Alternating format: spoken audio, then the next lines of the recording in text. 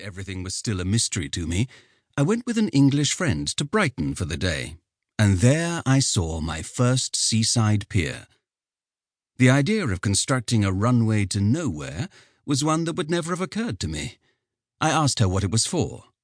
"Well, they let you walk out and see the sea," she explained, as if I were a little simple. "But we can see the sea from here," I pointed out. "No, you don't understand. You walk out to the end and you are over the sea. It's lovely." "Can you see coral reefs and shipwrecks and things?" I asked hopefully. "No, it's just murky water." "Can you see France?" "Of course not. You just see the sea." Her tone betrayed perhaps just a hint of exasperation. "You take the air. It's very bracing." "And then what?" "Then you walk back and have some whelks and stroll along the promenade and maybe ride a donkey on the beach. No, I don't know why. It's just something else we do. And then you have an ice cream and get on the train and go home." "And this is a fabulous day out?" "Oh, yes. It's lovely, especially if it doesn't rain." I have since come to the realization that she was right about everything, but the whelks. If you are reading this in another country and aren't familiar with that marine delicacy, you may get the same experience by finding an old golf ball, removing the cover, and eating what remains. The only difference is that the golf ball has a little more flavor.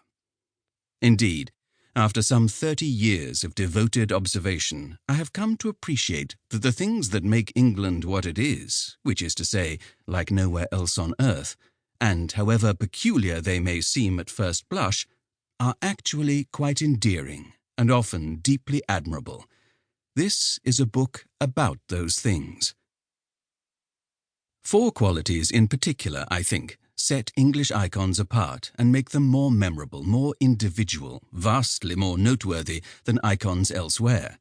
Foremost among these is the ability, so gloriously evinced in the seaside pier, to be magnificent while having no evident purpose at all. Consider one of my own favourite national glories, the wondrously artificial, profoundly inexplicable Silbury Hill in Wiltshire, the largest man-made mound in Europe. Built at about the same time as Stonehenge, it covers 5 acres and rises 130 feet above the surrounding landscape. It is positively immense and involved an almost unimaginable commitment of labour. Yet Silbury Hill has no known purpose. It is not a burial chamber and holds no treasures. It consists of nothing but soil and rock carefully formed into a large pudding-shaped hill.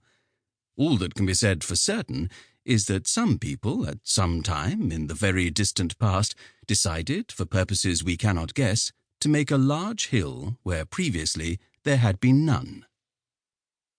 There really is a kind of national instinct for putting up interesting things whether there is a need for them or not.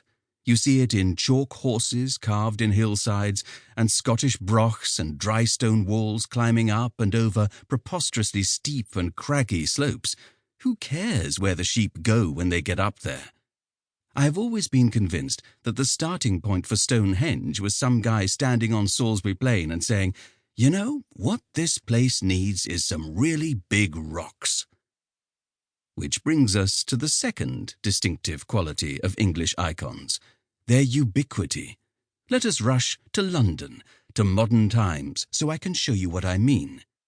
We are at Hyde Park Corner roundabout, surrounded by a ceaseless flow of vehicles, gazing up at the enormous arched monument that stands on the park-like green island in its centre. Atop the monument is a large statue of a winged goddess on a chariot. The island is a surprisingly tranquil place, and in fact rather a lonely one, for few visitors find their way through the pedestrian tunnels that lead to it.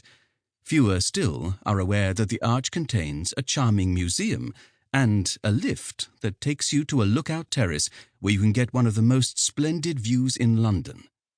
It is only way up here that you realize just what a large structure this is and how startlingly outsized the statue on the roof is. It is the largest bronze sculpture in Europe. Only when you are up there does the scale of all this come into sudden focus.